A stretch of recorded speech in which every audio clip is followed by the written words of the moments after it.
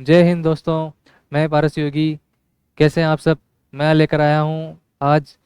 हमने गुलाम वंश पढ़ा, आज हम उसके आगे पढ़ेंगे खिलजी वंश। खिलजी वंश के बारे में हम जानकारी देंगे आज आपको। तो खिलजी तीन थे। खिलजी कितने हुए? तीन। कौन कौन से हुए, क्या क्या उनके नाम थे, इस सारी जानकारी इस वीडियो में मिलेगी आपको। तो आइए देखते हैं। खिलजी वंश, खिलजी वंश में तीन खिलजी हुए। पहला खिलजी था जलालुद्दीन खिलजी। जलालुद्दीन खिलजी। जलालुद्दीन खिलजी, जिसे हम शॉर्ट में जेके कहते हैं। क्या कहते हैं? जेके। दूसरा था अलाउद्दीन खिलजी। क्या है? अलाउद्दीन खिलजी। ये इसका भतीजा भी था और ये इसका दामाद भी था। दो दो इसके रिश्ते बनते हैं।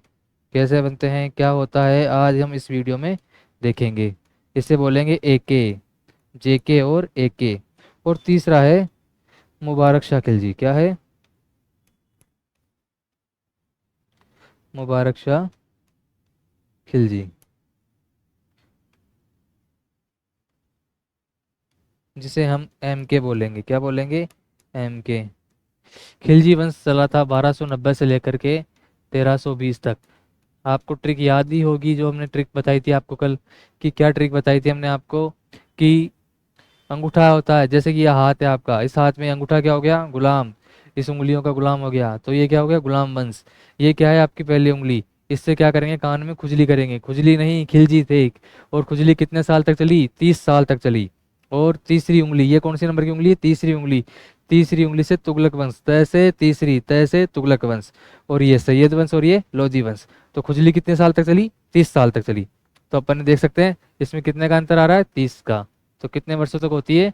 30 वर्षों तक खिलजी वंश का शासन होता है। ठीक है। अब देखो उनका शासनकाल कैसे होता है। 1290 से लेकर के 1296 तक। ये 6 वर्ष तक शासन करेगा। ये करेगा 1296 से 1316 तक। और ये करेंगे 1316 से लेकर के 1320 तक। इस प्रकार खिलजी वंश का शासनकाल 30 वर्ष तक रहता है। आप देख सकते हो। इसके आगे हम अगले पेज पर चलेंगे। अगर आपको इसका स्क्रीनशॉट लेना चाहें तो ले सकते हैं। कोई ज़्यादा इशू की बात नहीं है। आप स्क्रीनशॉट लेना चाहें तो ले सकते हैं। नेक्स्ट पेज पे चलते हैं। देखो जलालुद्दीन खिलजी। जलालुद्दीन खिलजी ने क्या क्या काम किए, कैसे क्या क्या किए, इसके बारे में आपको बताएंगे। जलालुद्दीन खिलजी राजधानी बनाई, किसको बनाया? किला खोरी को बनाया। किला खोरी को राजधानी बनाया। किला खोरी को राजधानी बनाया। दीवान वकूफ विभाग, ये एक व्यय विभाग था। व्यय विभाग की स्थापना की। व्यय विभाग की स्थापना की।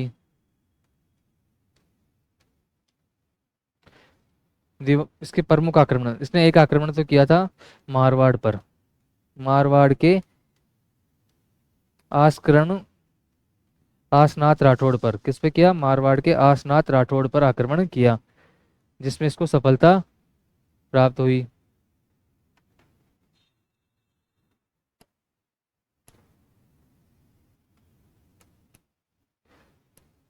और दूसरा इसने आक्रमण किया था रणथंबोर पर, जिसमें इसको असफलता प्राप्त होने पर इसने एक डायलॉग बोला, जिसे अपनी भाषा में कथन कहते हैं। डायलॉग क्या कहा? कि मैं ऐसे 100 किलो को मुसलमान की दाढ़ी के एक बाल के बराबर भी नहीं समझता हूँ। तो जब इसको अंगूर खट्टे हुए, क्योंकि इसको जीत हासिल नहीं हुई, तो इसने उस जगह पर उल्टा कहा कि यानी कि ऐसे किले तो मैं मुसलमान की दाढ़ी के बराबर भी नहीं समझता हूँ, दाढ़ी के बाल के बराबर भी नहीं समझता हूँ। एक रणथंबोर पर आक्रमण किया, दो जगह इसने आक्रमण किया था।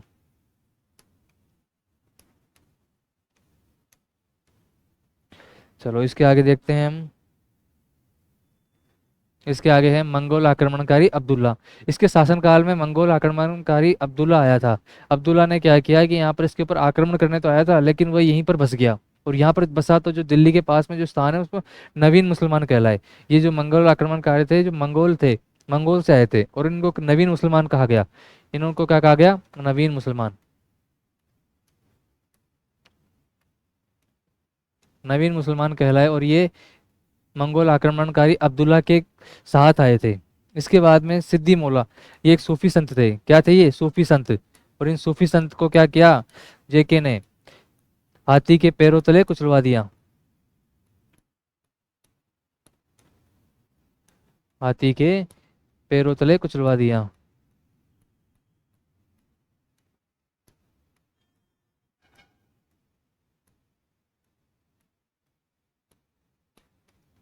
और इनकी मृत्यु हो गई। इनकी बहन का भैया, जब ये दक्षिण अभियान पर जाकर के आए तो उस समय जो एके था, अलाउद्दीन खिलजी, अलाउद्दीन खिलजी ने इनकी बहन से साथ विवाह कर लिया। इससे पहले उसने क्या किया कि जेके की हत्या कर दी। जेके की हत्या करके वह एके इसकी बहन के साथ में विवाह कर लेता है और ये उसका दामाद तथा भतीजा दोनों बन जाता है। अलाउद्दीन खिलजी ने विवाह कर लिया।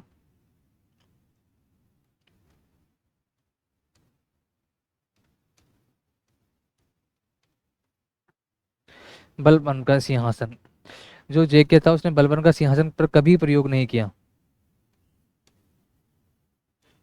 जेके ने प्रयोग नहीं किया और ये स्वयं का अलग ही सिंहासन का।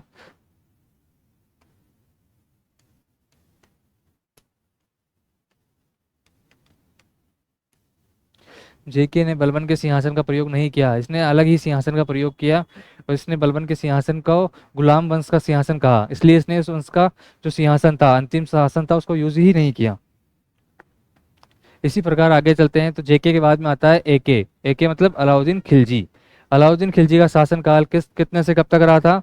अपन ने पीछे पढ़ा था कि 1296 से लेकर के 1316 तक, 10 वर्षों तक इसने शासन किया। देखो 10 वर्ष आ गए ना, 10 वर्षों तक इसने शासन किया। ये एक साम्राज्य विस्तारवादी नीति का था। ये अपना साम्राज्य का विस्तार करना चाहता था, इसलिए इसने दक्षिण में और उत्तर उत्तर में साम्राज्य विस्तार की नीति रखता था। और इसने दक्षिण भारत और उत्तर भारत में दोनों तरफ ही अभियान भेजे। जो एके हैं इसके उपनाम क्या क्या थे? विश्व विजेता था, और सिकंदर सानी है, अनपढ़ शासक था, और इसके साथ में इसका एक नाम और आता है अपना, जनता का चरवाहा। ये जनता को पशु के समान समझता था, इसलिए इसके 4 उपनाम हैं। ये इंपॉर्टेंट है, ये अक्सर क्वेश्चन पूछा जाता है इसके बारे में। इसका एक बचपन का नाम था अलीगुर शाप्स। इसके जो बचपन में इसको अलीगुर शाप्स के नाम से पुकारा जाता था, और ये नाम परीक्षा में पूछा जाता है। ये भी इम्पोर्टेंट है, आप सब इसको भी इम्पोर्टेंट लगा सकते हैं। आगे एक एक के जो 4 खान थे, जो प्रमुख 4 खान थे, वो कौन कौन से थे? जफर खां, नुसरत खां, उल्गू खां और अल्प खां। जफर खां था वह जफर खां को मंगोल आक्रमणकारियों ने आक्रमण करके मार दिया था। नुसरत खां था, उसे रणथंभौर अभियान पर मारा गया। और आखिरी में इसके पास में केवल 2 खान बचते हैं, उल्गू खां और अल्प खां। जफर खान को मंगोल आक्रमणकारियों ने मार दिया।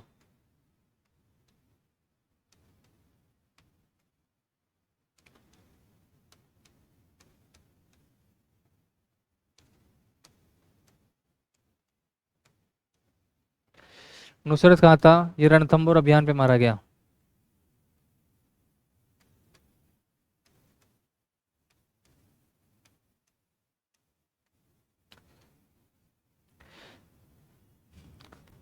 अलाउद्दीन खिलजी है, इसने सीरी का किला बनवाया मंगोल आक्रमणकारियों से बचने के लिए। किसके लिए? किससे बचने के लिए? मंगोल आक्रमणकारियों के से बचने के लिए। अलाउद्दीन के शासनकाल के अंदर सर्वाधिक मंगोल आक्रमण का हुए।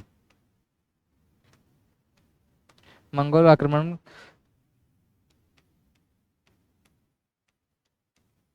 कार्यों से बचने के लिए।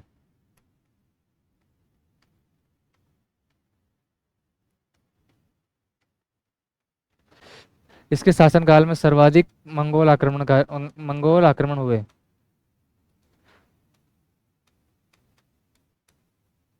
सर्वाधिक मंगोल आक्रमण हुए।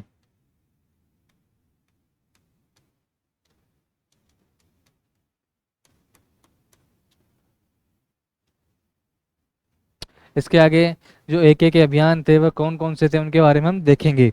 एके का जो पहला अभियान था वह गुजरात पर होता है, 1299 ईस्वी में होता है, और गुजरात के कर्ण बघेला पर होता है। कर्ण बघेला पर आक्रमण करने के बाद में वह कर्ण बघेला की पत्नी से विवाह कर लेता है और कर्ण बघेला की हत्या कर देता है। गुजरात के कर्ण बघेला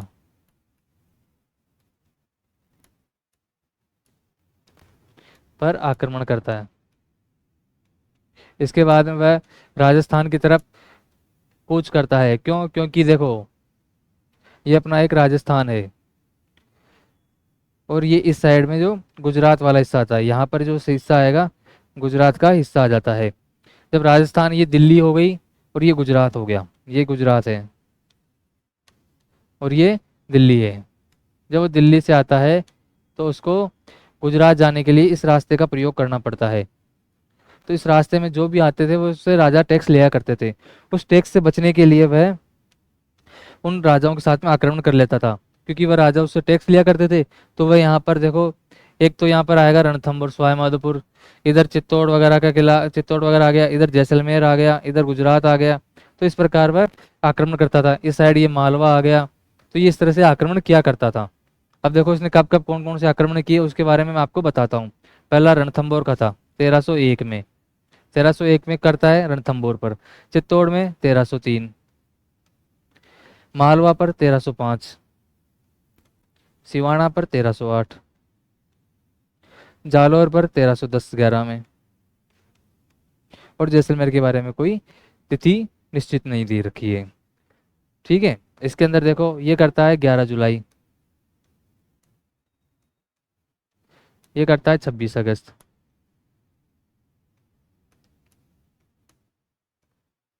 अब देखो आपको मैं बताता हूँ, रणथंभौर में उस समय जो शासन काल करता है, शासन होता है उस समय, वह हमीर देव चौहान का होता है। हमीर देव चौहान के शासन काल के अंदर ये रणथंभौर पर आक्रमण करता है और जो रणथंभौर का जो चौहान वंश होता है उसका विनाश कर देता है।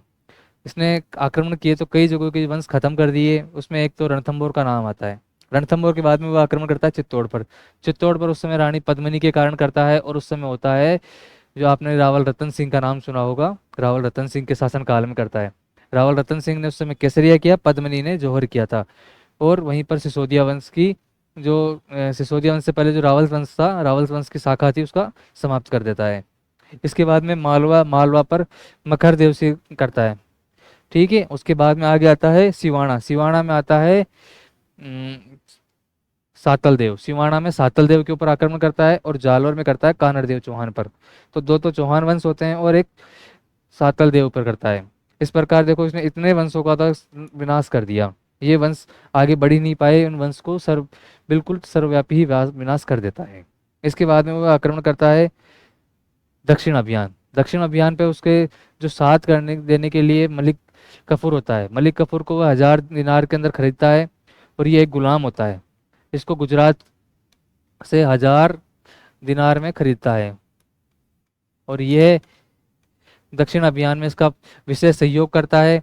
ये दक्षिण अभियान में कौन कौन सी जगह करता है? गुजरात वही, तेलंगाना वही, तेलंगाना, गुजरात, मदुरई और इसके अलावा वारंगल, ये राम समुद्र कर्नाटक में, ये 4 जगह पर आक्रमण करता है और दक्षिण के अभियान सफल बनाता है। दक्षिण के अभियान कौन कौन से आप देख सकते हैं? यादव वंश, होयल, सेल वंश, कातकीय वंश और पांड्या वंश। इन चारों वंश पर ये जीत हासिल करता है और 4 वंश का समाप्त कर देता है। इसका आप स्क्रीनशॉट ले सकते हो और आप देख सकते हो किस प्रकार ये 4 वंश का विनाश करता है। इससे हम आगे चलेंगे।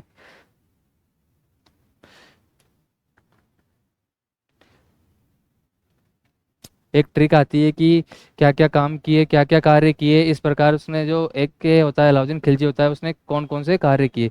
तो वो ट्रिक किस प्रकार है? वह है आग नदी से सच का मूल्य सीखो। आग नदी से ऐसे क्या आएगा? अनाज मंडी बनाई। क्या बनाई इसने? अनाज मंडी। गैसे गडकरी कर मतलब आवास कर। ठीक है। न से नगद वेतन दिया इसने।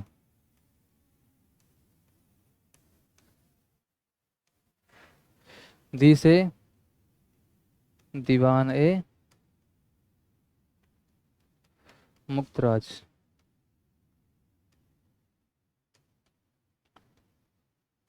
ये एक राजस्व विभाग था और इसके अलावा दीवान ए,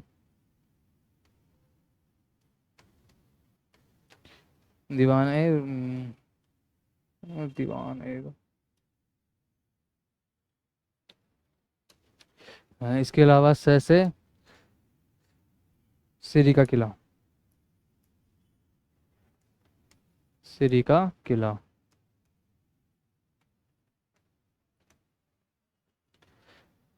और च से चराई कर, और मुंह से मतलब बाजार मूल्य, बाजार मूल्य। जो अलाउद्दीन द्वारा जो कार्य किए गए थे वे इस प्रकार किए गए थे कि आग नदी से सच का मूल्य सीखो, ऐसे अनाज मंडी स्टार्ट की, गए से गडकरी का जो आवास कर होता है उसकी, उसे शुरू किया। और नए से नगद वेतन देना स्टार्ट किया। दीवान मुक्तराज दो जो राजस्व विभाग होता है उसकी स्थापना की। और इसके अलावा सच से सिरी का किला, और च से चराई कर, और मूल्य से बाजार मूल्य का जो शुरुआत की गई थी। इसके अलावा इसने घोड़े दागने की प्रथा, और घोड़े दागने की प्रथा भी शुरू की थी। इसके बाद में जो तीसरा आता है वह आता है मुबारक शाह खिलजी। मुबारक शाह खिलजी एक जो खिलजी वंश का आखिरी शासक होता है। इसने केवल एकमात्र उषा मंदिर का निर्माण कराया था। ये अधिक अत्यधिक सफल शासक नहीं बन पाया। इसने केवल एक उषा मंदिर का निर्माण कराया, उषा मस्जिद जो भरतपुर में थी। कहाँ थी ये? भरतपुर में। मुबारक शाह खिलजी का शासनकाल 1316 से लेकर के 1320 तक होता है। ये 4 वर्ष तक शासन करता है।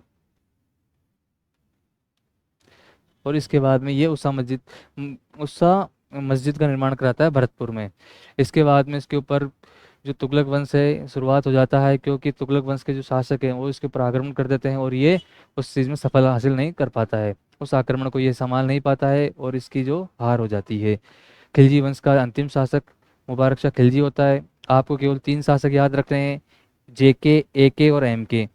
जेके मतलब जलालुद्दीन खिलजी, एके मतलब अलाउद्दीन खिलजी, और एमके मतलब मुबारक शाह खिलजी। मुबारक शाह खिलजी अत्यधिक सफल शासक नहीं बन पाता है, क्योंकि ये अत्यधिक शासन नहीं कर पाता है। ये कहते हैं कि ये थोड़ा शराबी था, और ये मतलब अत्यधिक विस्तारवादी नीति का नहीं था। इसको जितना था उतना ही उसमें ये सफलता संतुष्ट रखता था, संतोषजनक शासक था। इसके बाद में अपन आगे देखेंगे तो खिलजी वंश समाप्त हो जाता है, और इसके आगे हम जो नेक्स्ट वीडियो देखेंगे उसमें हम तुगलक वंश को शुरुआत करेंगे। तो दोस्तों कैसा लगा हमारा वीडियो? कमेंट करें, लाइक करें, शेयर करें। जय हिंद।